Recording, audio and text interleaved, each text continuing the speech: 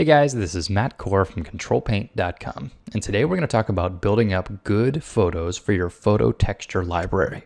Because as you've seen in a number of my videos, I like using photographic overlays.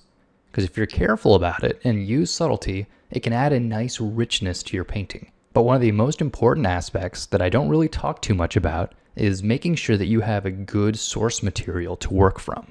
Because that means you're going to have to do the least amount of hard work in Photoshop to blend it into your image. So in my opinion, the best photos for this are the ones that are used by 3D texture artists. And one of my favorite sites for this is cgtextures.com, which is an awesome free repository of texture photos. And once you sign up, you can download something like 15 megabytes every day. So piece by piece, you're going to put together a nice texture library to have even when you don't have access to the internet. But what should you look for in these photos? And why are they better than just going on Google image search? Well, the most important aspect is the uniformity. So let's take a look at some of these brick pictures. First, this site is very nicely organized. You can see each of these subcategories has tons and tons of different examples.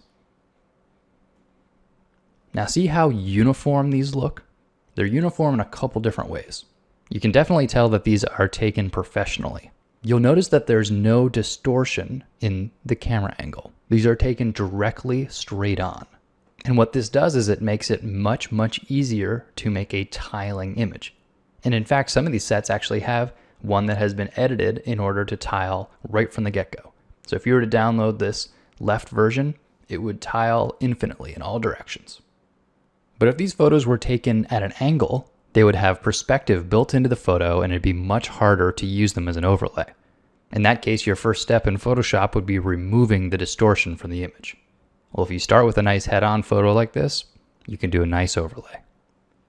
Another thing you're going to look for when building up your texture library is uniformity of lighting.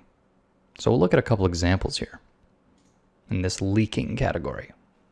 You can see that some of these have little shadows, sort of soft shadows created by a nice cloudy day, but there's still little overhangs in the brick. That's okay. But what you don't see here is directional lighting, and that's ideal. Cast shadows would ruin a good texture photo. You want it to be as uniformly lit as possible. That means it's going to blend into your image much better. If you look at these two images here, they obviously have lighting. You can tell where it's lighter and where it's darker. Though there might be nice aspects about these photos, they are going to have a harder time integrating into your image because one side is so much different in value than the other. Really what you want to look for are ones that are much more uniformly lit. And finally, your texture photos don't all need to be tiling. Especially since you're just going to be doing overlays on a 2D illustration, look for images that have interesting details. And remember, you're going to be combining different aspects from different photos. So I might have 3 or 4 different pictures of junk, and I might use a little bit from one and a little bit from the other. So I'm going to keep my eye out for ones with interesting little details. And then maybe have one that will tile well to go along with it, to serve as sort of a backdrop. But when you're working in Photoshop, I find it's really nice to have a hand-picked collection of these ready to go.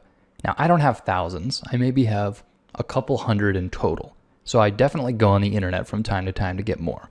But to be able to go into Photoshop, find an image that's going to be a nice overlay, and have it right at my fingertips is extremely nice. And with free sites like CG Textures, you really don't have many excuses. So remember, when you're building your texture photo library, look for uniformity, straight on camera angles, and uniform lighting. Have fun, guys. Thanks for coming to the site.